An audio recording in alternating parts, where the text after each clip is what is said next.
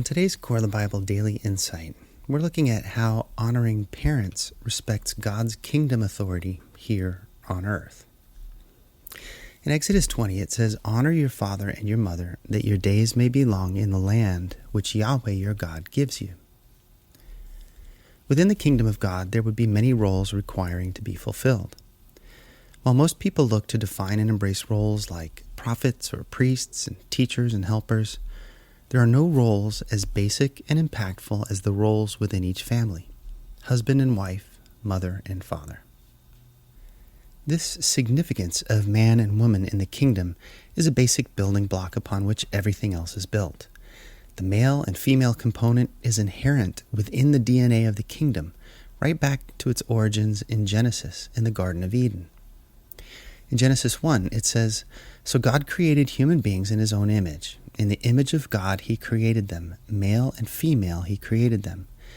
Then God blessed them and said, 'Be fruitful and multiply. Fill the earth and govern it. Reign over the fish in the sea and the birds in the sky and all the animals that scurry along the ground.'" So we see the very first royal edict of the kingdom had to do with man and woman reigning and having dominion over God's creation.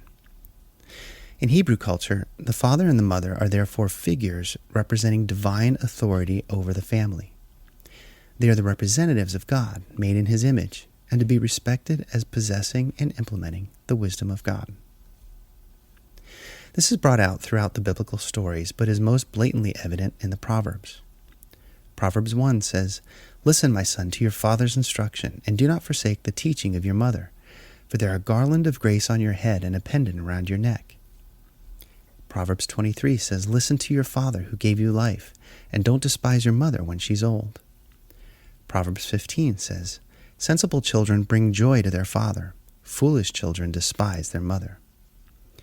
However, children who are disobedient to this most basic sense of authority are shown the end that results from choosing their own way. In Proverbs 19 it says, "Children who mistreat their father or chase away their mother are an embarrassment and a public disgrace." Proverbs 20 says, "If you insult your father or mother, your light will be snuffed out in total darkness." Proverbs 28 says, "Anyone who steals from his father and mother and says, 'What's wrong with that?' is no better than a murderer." And Proverbs 30 says, "The eye that mocks a father and despises a mother's instructions will be plucked out by ravens of the valley and eaten by vultures." Well, this recognition of the authority of the father and mother carries over into the kingdom dynamic of the New Testament as well. In Ephesians 6, Paul writes, "Children, obey your parents because you belong to the Lord, for this is the right thing to do. Honor your father and mother.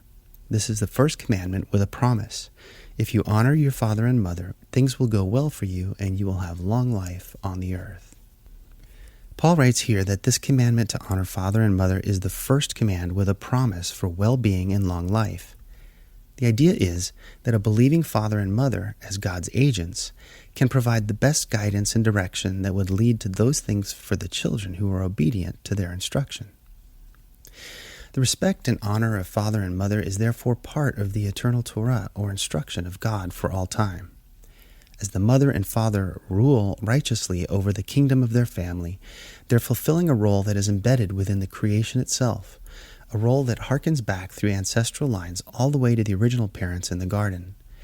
The garden imagery of paradise, or the idealized kingdom, is therefore brought to life for each generation through every faithful father and mother. As believing parents recognize this awesome responsibility of the authority they carry, the kingdom of God can continue to grow in righteousness, honoring the original parents whom God set over all creation. Well, I hope today's insight was helpful for you. Please be sure to visit coreofthebible.org for hundreds of Bible articles, other podcasts, and videos. Thanks for listening today. Take care.